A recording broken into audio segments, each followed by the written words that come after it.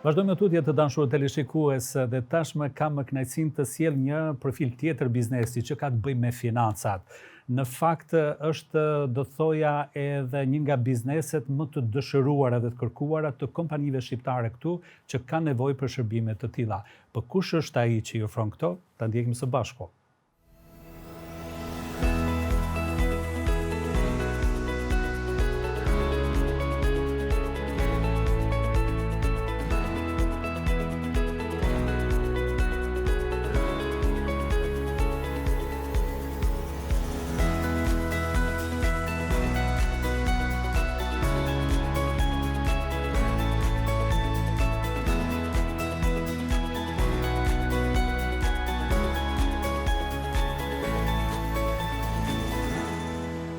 Veton Aliu, përshëndetje dhe mirë se erdhët në studio. Përshëndetje zotëri Rifat, faleminderit për ftesën që jam sonde i ftuar në këtë ambient kaq të bukur, profesional dhe me këta sipërmas shumë të suksesshëm në botën e biznesit. Faleminderit. Relativisht ju jeni i përkisni një gjenerate të re e të mërgjimtarëve, jo nga mosha, por edhe të mërgjimtarëve. Nuk jeni shumë vite këtu, por jeni inkuadruar shumë shpejt dhe kam patur kënaqësinë që të kontaktoj edhe, do thoja, me partnerët tuaj, po edhe me shumë firma të tjera me të cilët ju ndërveproni.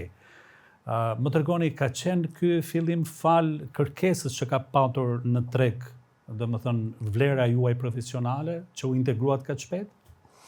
Po, si fillim ishte shumë vështirë për me bëni hapje apo një kyçe të biznesit në treg, siç e dim na këtë i huaj për neve, duke pas parasysh konkurrenca shumë e madhe dhe me thonë ajo është fanatikizmi i brendshëm i nacionalitetit shqiptar me tjerët. Është shumë e vështirë deportosh një treg ku mendojnë që pjesa e shkollimit kosovar janë në nivel shumë atolt me pjesën evropiane. Kështu që ka qenë sfida të fillim parajgjykime të përgjithshme, kështu që me kalimin e kohës, duke po rrethonat, duke bërë licencimin e shkollimit, duke bërë licencimin e firmave, që kam 2 firma tjera në sipërfaqësi, kështu që sfida dhe vështirësi ka pasur do të jetë gjithsesi, por me transparencë, korrektësi dhe me sinqeritet ja kanë arritur më dalë dhe një pikë caktuar që po mendoj për një kohë shumë shkurt një arritje maksimale. Financat, në fakt na trego historinë tuaj, shërbimet që ofroni si kompani. Po, shërbimet e ofrojna firma quhet Noventra Buhaltung me pikëqendrën në Helbron. I ofrojmë gjitha shërbimet për sipërmarrës prej firma të vogla deri tek një behat. Ne kemi një staf profesional shumë të kualifikuar dhe me një nivel sikurse të ishte i shkolluar dhe i avancuar në tregjet evropiane. Kështu që arritjet dhe sukseset janë të pandalshme, kërkesat janë me thonë numër maksimal. Kështu që është një punë në produkt që neve na tregon çka bëjmë dhe ku do me dalë në të ardhmen. Kështu që suksesi është i padiskutueshëm nëse punojmë dhe veprojmë në transparencë edhe në likuiditet me firmat shqiptare në diasporë. Më ka pëlqyer trekëndshi që keni ndërtuar në sferën tuaj të veprimtarisë, kontabilitet, financa dhe sigurime, por gjithashtu edhe teknologji informative, të informatikës. Më tregoni këtë trekënd që e krijuat, sa i shërben njëra tjetrës dhe cila është më e kërkuar tek kompanitë shqiptare që operojnë këtu në Gjermani? Po, duke pas parasysh si fillim, kontabiliteti është esencial për një firmë zhvillim e sipër, një financë kontabël që në të ardhmen do me pas sukses, me kur sukses, por njëkohësisht pjesa e sigurimi është e vëlla e motër me kontabilitetin, si me quhesh ju.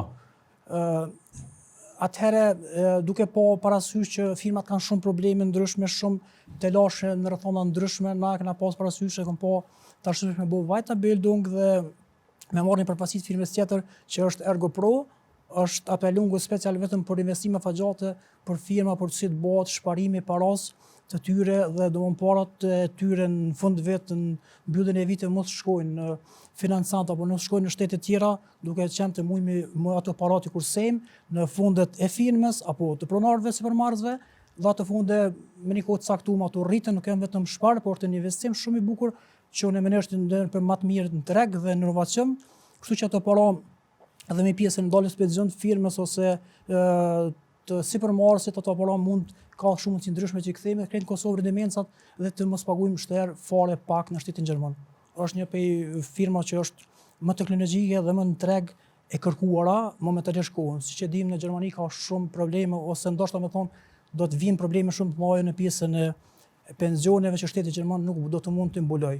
Derisa jam i interesuar sa e din kompanitë shqiptare këtë informacion për të cilin sonte po e lanson te pjesa e sigurimeve. Po, kompani shqiptare e din, nuk është që nuk e din, kanë shumë kohë më të gjatë edhe nashta kanë përvojë më të madhe se në pjesën e diasporës, po nashta pjesën e drejtimit ku dohet është pak janë në atë kuptimin nashta ju që nuk e din informacionin detajzuar, po kanë dëshirë marrë veprimet vetë. Nëse nuk i sinkronizojnë veprimet, nëse nuk kemi bashkëpunim të mirë si një kontabilist ose një shtër berat me një firmë caktuar ose një berat me një firmë të fërzishur atëherë arritjet kanë me kanë ashta minimale ose mos më thonë edhe firma ka që kam përvoja ndryshme që shkojnë në insolvencë ose mbyllje. Në sistemin tuaj të funksionimit të shërbimeve, më tepër janë kompani shqiptare apo edhe ka kompani të huaja?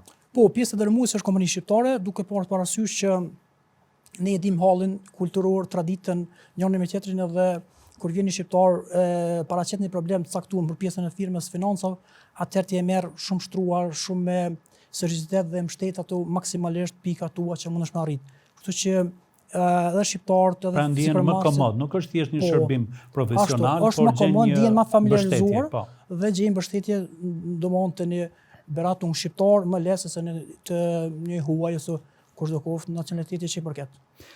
Më intereson edhe ajo pjesa tjetër, domethënë e shërbimeve në fushën e teknologjisë. Çfarë ofron kompania juaj?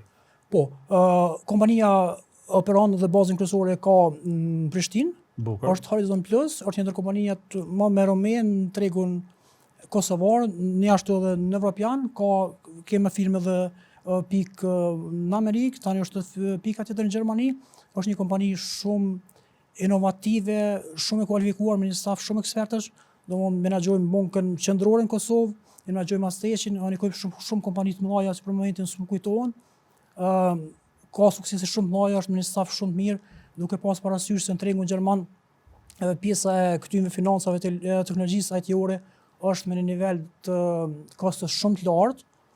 Ne e kena pasur arsyeshme që ofroni një alternativë më jorse, shërbimi kryhet njëkohësisht i njëjtë, ndoshta edhe më i mirë, më suksesshëm se në tregun gjerman, më efikas, po duke parë parasysh ato para pjesë të dërmuese shkon prapë vend lindje. Unë kena pasur arsyeshme që me lidh atë pjesë për me bë hapjen e kompanisë në Gjermani Horizon Plus. Ju keni një databazë me qindra kompani të bashkëdhetarëve. Sa prej tyre në fakt janë të avancuara në këtë drejtim që të kenë një pasaportë elektronike, një website të mirë, prezantimi me të dhëna, apo edhe shërbime të tjera që ju i kryeni? Duke pas parasysh mbas përvojave dhe tregut çdo ditë sipër, kanë ngecje, pjesa dërmuese e sipërmarrëve shqiptar kanë ngecje, rëndësi shumë pak. Se e kam mësuar sistemin e punës që do të me punu vetëm me lidhshmëri kontakte direkte, jo me pasaportë që statju ka pasaportë digjitale. Tash është inovacioni ose vetëm Facebooku apo ose Facebooku është dashur inovacioni shumë i lartë, domthonë tash nuk ke nevojë të japsh një imazh apo një verdikt për ty kur ai hyn në një minutë dhe bën zgjedhjen e duhur. Kështu që domthonë pjesa teknologjike ordinari është gati esenciale së këto dy të para që folëm për mbarvajtjen edhe suksesin e një biznesit mirëfillt me një sukses të arritme të ardhmen, domosdoshmë biznesi gjithmonë i parashum në afatgjata nuk shkon sot për sot dhe për nesër çka të kormi, po domosdoshmë bizneset afatgjata që kanë një renome dhe kanë një kuadër të madh të punësuarve. Veton ju keni shërbyer edhe në detyra të rëndësishme, do thoja, në Kosovë para se të vinit këtu. Dhe përmendet sfidat. U bët pishman në ato momentet e para që të ktheheni në Kosovë apo ja? Po, sa isha në Kosovë, unë kisha Akademinë e Kryer Ushtarake në Kosovë, e shërbeva vendit institucione shtetërore për 12 vite e gjysmë. Pastaj vendosa të bëj pjesën e tregut evropian saksisht në Gjermani.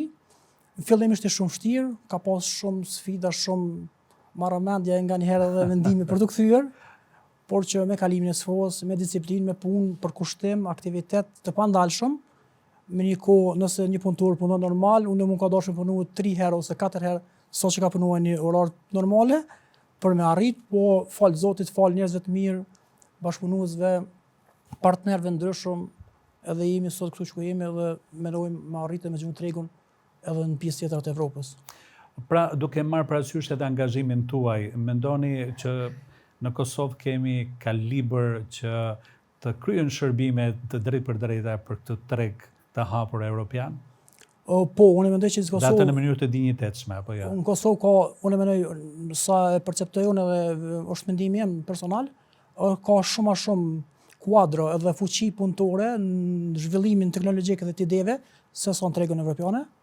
Kështu që Kosova është një produkt ose është një brum, me thonë bukfalisht që mund me frizu në shtaket Evropa, edhe për ato kum dash gjithmonë me kanë ulidhse mes Evropës edhe Kosovës, që të para që të biznise që kemi këtu të paktën me pas një pjesë si pensione, si tash, si teknologji të avancuar, parët le të shkojnë në vendlindje, që le të kemi të paktën mos i japim parët tona në vendet e huaja, po të ndihmojmë edhe vendlindjes, të paktën edhe fëmijëve gjeneratat të arashme tona. Dhe ky përkufizim ishte edhe mesazhi më i bukur. Faleminderit shumë dhe Tonalio. Faleminderit.